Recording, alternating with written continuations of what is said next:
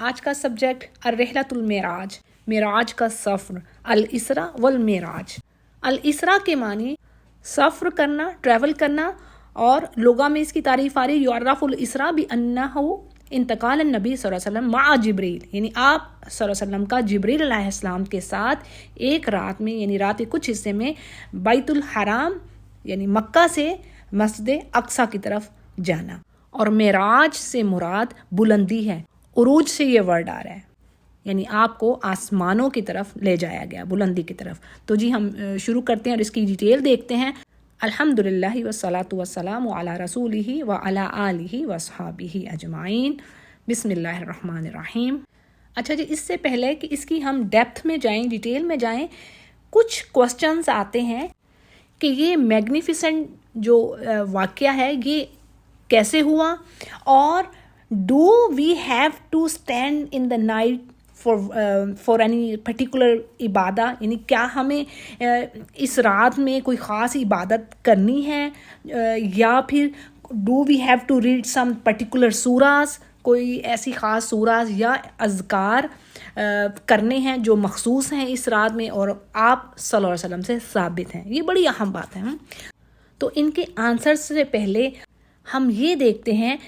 کہ معراج کا سفر آپ صلی اللہ علیہ وسلم کے لیے اتنا اہم کیوں تھا۔ دوسری بات، بینگ اے ہیومن بینگ، یہ جو ہسٹوریکل اور مسٹیریس ایکسپیرئنس ہوا آپ صلی اللہ علیہ وسلم کے لیے، اس کو انڈرسٹینڈ کرنا، ریئلائز کرنا عام یعنی انسان کے لیے مشکل نہ ہو اگر اس کا فرم بلیو ہوگا، یعنی اگر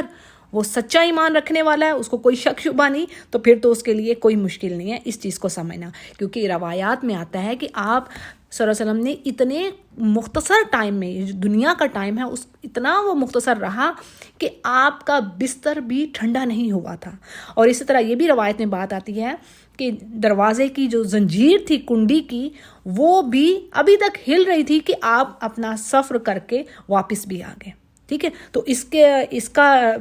ادراک کرنا، اس کو ریئلائز کرنا، انڈرسٹینڈ کرنا، یہ عقل کی بس کی بات نہیں، عقل سے سارے کام نہیں ہوتے۔ اچھا جی، اب اس کی ریزن کیا تھی، یعنی آپ صلی اللہ علیہ وسلم کو یہ سفر کروایا گیا۔ تو سب سے پہلے تو ہم قرآن کریم کی آیت کو دیکھتے ہیں جو سورۃ الاسراء کی آیت ہے، سبحان الذی اسریٰ بعبدہ لیلا من المسجد الحرام الی المسجد الاقصی الذی بارکنا حولہ لنریہ من آیاتنا، یعنی پاک ہے وہ ذات جو اپنے بندے کو ایک رات میں مسجد حرام سے مسجد اقصی تک لے گئی، اور جس کے یعنی ایسی مسجد جس کے اراؤنڈ اللہ نے برکہ رکھی ہے، تاکہ آخری جو حصہ وہ اللہ آبجیکٹیو بیان کر رہے ہیں، لِنُرِيَهُ مِنْ آیاتنا، کہ اللہ اپنی آیات، اپنی نشانیاں دکھائے اپنے نبی کو۔ اور اسی طرح یہ بھی ایک سبب ہے، ریزن یہ بھی ہے کہ آپ صلی اللہ علیہ وسلم نے یعنی وہ وقت تھا کہ آپ نے اپنا وائٹل سپورٹر خدیجہ رضی اللہ عنہا اور ابو طالب، یہ بہت محبت کرنے والے دونوں افراد تھے اور آپ کی یعنی وائٹل سپورٹر تھے آپ کے، یہ آپ نے لاسٹ کر دیے، دونوں وفات پا گئے ایک ہی سال میں۔ اور اس عام الحزن یعنی غم کا سال، اداسی کا سال بھی کہا جاتا ہے۔ اور اسی طرح پھر جو طائف کے لوگ تھے انہوں نے بھی نہ صرف آپ کو ریجیکٹ کیا، نہیں اس طرح آپ کے ساتھ رویہ کیا کہ دل دکھا دینے والا، اوباش آوارہ لوگوں کو آپ کے پیچھے لگا دیا جنہوں نے آپ پر پتھراؤ کیا۔ پھر اسی طرح مکہ والوں کی طرف سے جو بلاکیج ہوگی، یہ تمام ساری ریزنز تھی، یعنی اللہ سبحانہ تعالیٰ نے ایک تو آپ کو تسلی دینے کے لیے، اپنی آیات دکھانے کے لیے، آپ کی کیا قدر ہے، کیا عظمت ہے اللہ کے سامنے،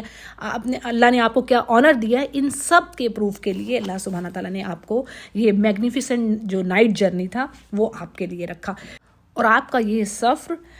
فزیکلی اور اسپرچولی یعنی جسمانی اور روحانی دونوں طرح سے ہوا، یعنی دونوں، ایسا نہیں کہ آپ نے اسپرچولی ہی آپ کو یہ سفر کروا دیا گیا، بلکہ فزیکلی جسمانی طور پر بھی آپ کو لے جایا گیا آسمانوں پر۔ اس میں کچھ پوائنٹس رکھے ہیں میں نے آپ کے لیے، ہم ان کو دیکھتے ہیں۔ پہلی چیز کیا آ رہی ہے، آپ صلی اللہ علیہ وسلم نے جبریل علیہ السلام کو ان کی اصلی حالت میں دیکھا، جیسے بات آ رہی ہے رعن نبی صلی اللہ علیہ وسلم فی رحلۃ المعراج الملک جبریل علیہ السلام فی صورتہ التی خلقہ اللہ علیہا، یعنی آپ نے جبریل علیہ السلام کو اس صورت پر دیکھا جس صورت پر جبریل علیہ السلام کو اللہ نے تخلیق کیا۔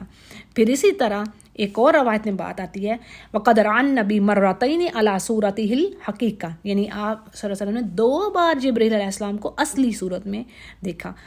اچھا، اس میں ایک اہم پوائنٹ سمجھ لیجیے گا، کچھ علماء کی رائے یہ ہے کہ آپ صلی اللہ علیہ وسلم نے اللہ سبحانہ تعالیٰ کی ذات مبارکہ کو دیکھا ہے، ٹھیک ہے، وداؤٹ اینی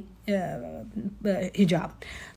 تو یہ بات درست نہیں ہے، جیسے کہ عائشہ رضی اللہ عنہا سے ثابت ہے کہ جب آپ سے پوچھا گیا تو آپ نے کہا انہ لم یرا ربہ، یعنی انہوں نے اپنے رب کو نہیں دیکھا، وقرات، یعنی انہوں نے حضرت عائشہ رضی اللہ عنہا نے سورۃ الانعام کی آیت نمبر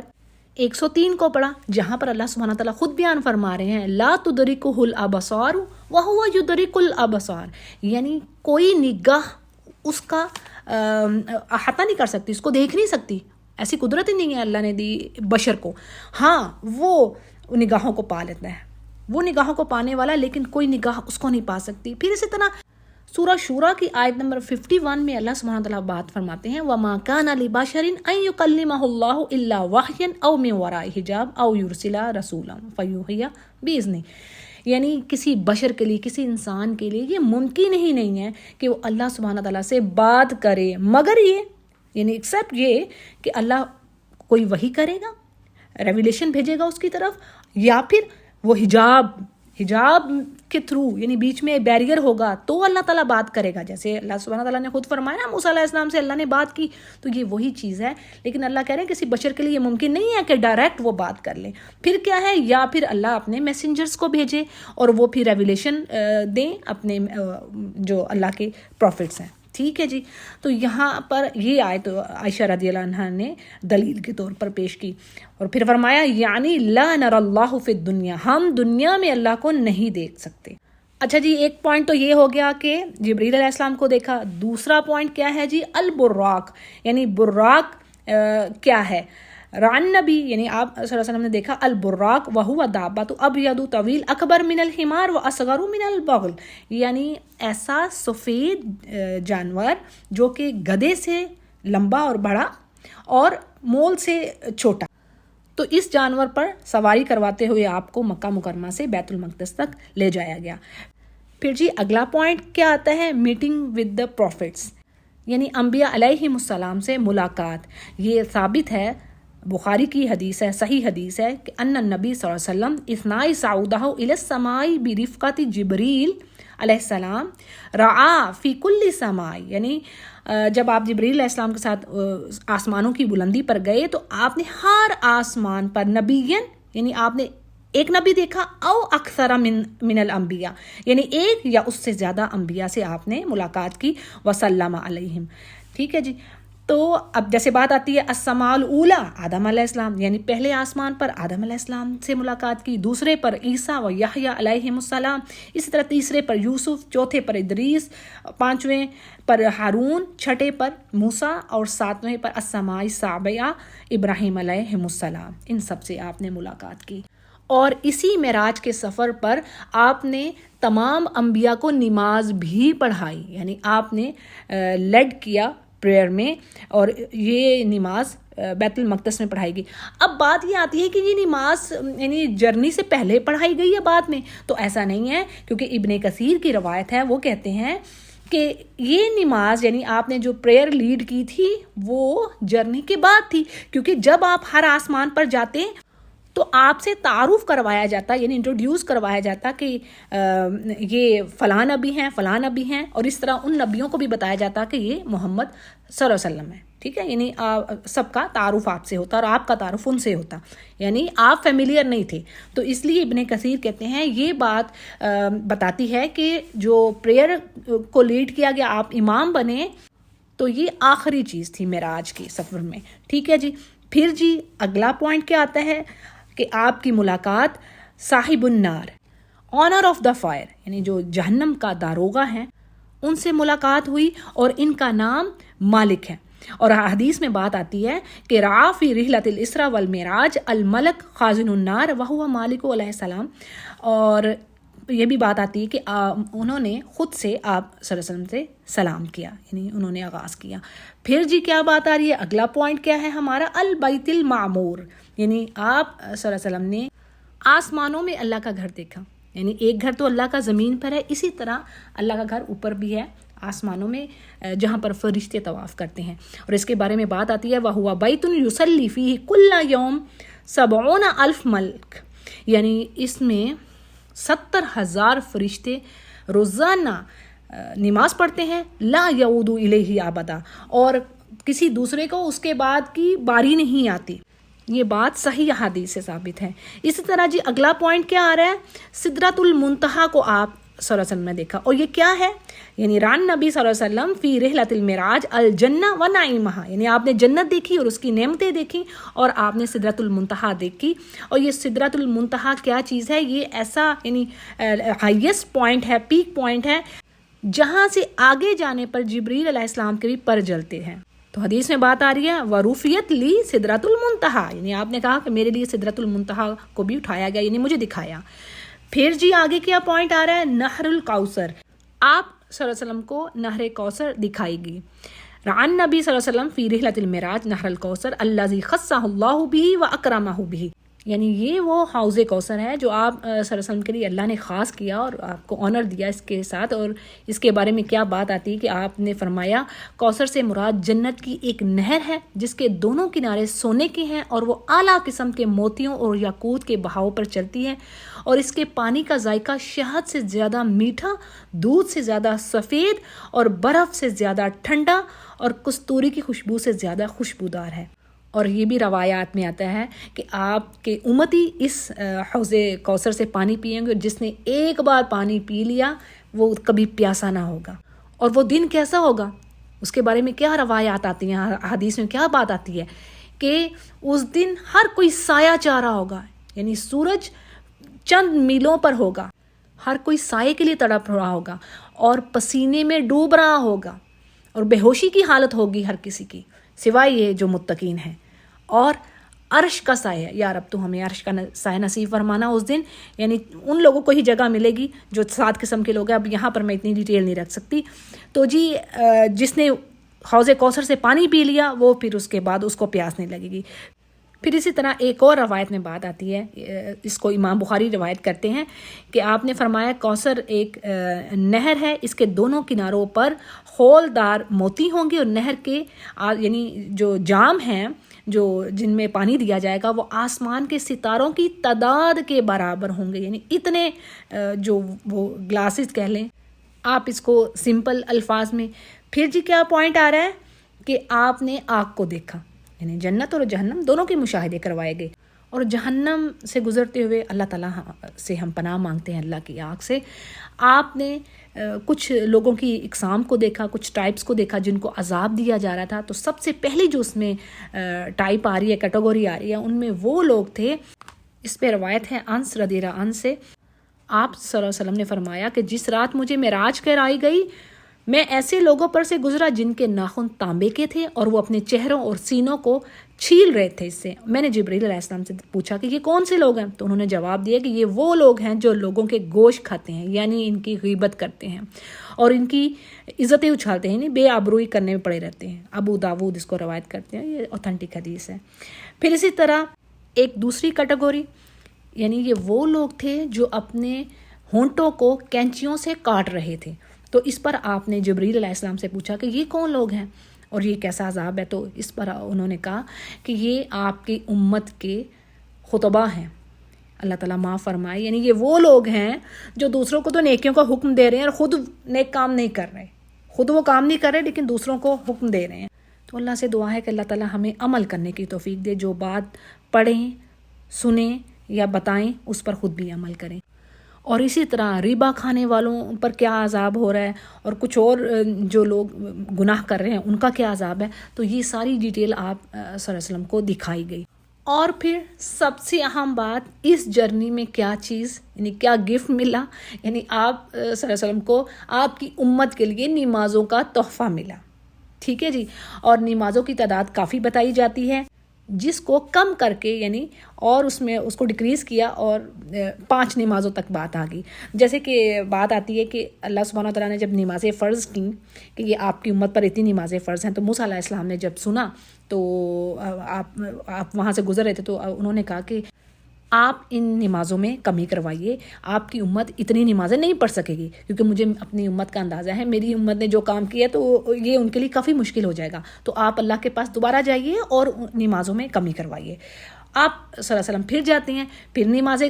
کم کر دی جاتی ہیں، پھر آپ موسیٰ علیہ السلام کے پاس آتے ہیں تو موسیٰ علیہ السلام پھر ان کو کہتے ہیں نہیں اب کچھ اور کم کروائیے، ابھی بھی یہ زیادہ ہے۔ تو پھر دوبارہ پروفٹ صلی اللہ علیہ وسلم جاتے ہیں تو اللہ فرماتے ہیں کہ اتنی نمازیں۔ اس کے بعد ایک ٹائم ایسا آتا ہے کہ آپ موسیٰ علیہ السلام سے فرماتے ہیں کہ اب مجھے شرم آتی ہے، یعنی میں اب اس میں مزید کمی کے لیے نہیں جاؤں گا۔ تو پیچھے سے پھر اللہ سبحانہ تعالیٰ کا یہ کلام آتا ہے کہ اب 5 نمازیں ہی فرض ہیں آپ کی امت پر ایک دن میں، لیکن اس کا اجر 50,000 نمازوں کے برابر لکھا جائے گا۔ یہ روایات میں بات آ رہی ہے، اگر کوئی میرے سے اللہ تعالیٰ معاف فرمائے کمی بیشی نہ ہو رہی ہو، ٹھیک ہے جی۔ تو کیا ہے، اب بات کو سمجھنا یہ ہے کہ جی یہ واقعہ معراج جو ہے اس سے متعلق کوئی خاص عبادت، کوئی خاص ذکر، کوئی خاص سورہ یا کوئی روزہ یہ مسنون ہی نہیں ہے، ثابت ہی نہیں ہے پروفٹ صلی اللہ علیہ وسلم سے۔ یعنی ہسٹری کا یہ جو میگنیفیسنٹ نائٹ جرنی ہے پروفٹ صلی اللہ علیہ وسلم کا، اس کا جو پرپس ہے، آبجیکٹیو ہے، وہ یہ کہ آپ صلی اللہ علیہ وسلم کو تسلی دینا، یعنی آپ غمگین تھے، آپ کے دل کو تسلی دینا کہ آپ اللہ کے رسول ہیں اور یہ مشکلات، یہ پریشانیاں، یہ سب ٹیمپرری ہیں، عارضی ہیں، ٹھیک ہے۔ پھر دوسرا، اللہ اپنی آیات دکھا رہا ہے آپ کو نشانی کہ دیکھو جنت ایسا ہوگا، جنت میں، جہنم میں یہ چیز ہونی ہے، برے کام کرنے والوں کا کیا انجام ہوگا، اور یہ آپ کو اللہ نے دکھا دیا کہ ایسا ہونا ہے۔ اور پھر نمازوں کا تحفہ، یعنی کیا بات پتہ چل رہی کہ بھی یہ نمازیں جو ہے نا یہ ستون ہے، یہ پلر ہے اسلام کا۔ اگر یہ پلر ہی نہیں ہم قائم رکھ رہے تو پھر پیچھے کیا رہے گا؟ اور احادیث میں کیا بات آتی ہے؟ مومن اور کافر میں فرق کر دینے والی چیز نماز ہے۔ اس سے بڑھ کر کوئی بات رہ گئی ہے؟ یعنی ایسی مثال دی ہے، اب مزید کوئی بات ہی نہیں بنتی۔ پھر اسی طرح قرآن کریم کیا کہتا ہے؟ جی فلاح کون پا گئے؟ فلاح تو وہی پا گئے ہیں جو اپنی نمازوں میں خشوع خضوع رکھنے والے ہیں۔ ایون جب آخری پارہ میں ہم پڑھتے ہیں سورۃ المعون میں، ہم کیا پڑھتے ہیں کہ جو نمازوں میں سستی کر رہے ہیں ان کے لیے بھی اللہ پنش کا بول رہے ہیں، یعنی الذین ھم عن صلاتہم ساہون، اور کچھ جو دکھاوے کی نمازیں پڑھ رہے ہیں تو ان کے لیے تو تباہی ہے نا۔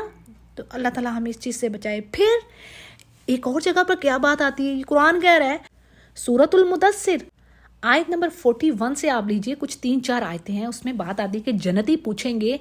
مجرمین سے، جو جہنم والے ہوں گے ان سے، ما سلککم فی سقر، تمہیں کیا چیز ہے جہنم میں حل میں لے کے آئیے؟ تو وہ بولیں گے قالوا لم نک من المصلین، ہم نمازیں نہیں پڑھتے تھے، ہم مصلیوں میں سے نہیں تھے۔ ولم نک نطعم المسکین، دوسری چیز کیا ہے کہ ہم تو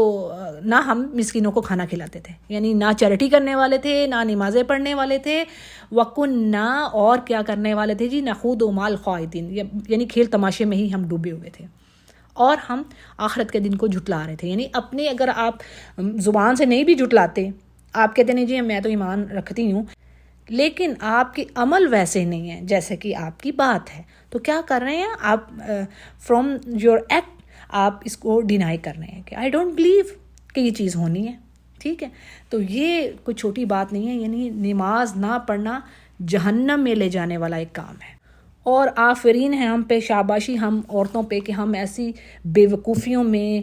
پتہ نہیں کن چیزوں میں، جو چیز اصل ہوتی ہے اس کو تو کرتے ہیں، نمازیں ہم پڑھ نہیں رہے، نہ ہمارے بچے،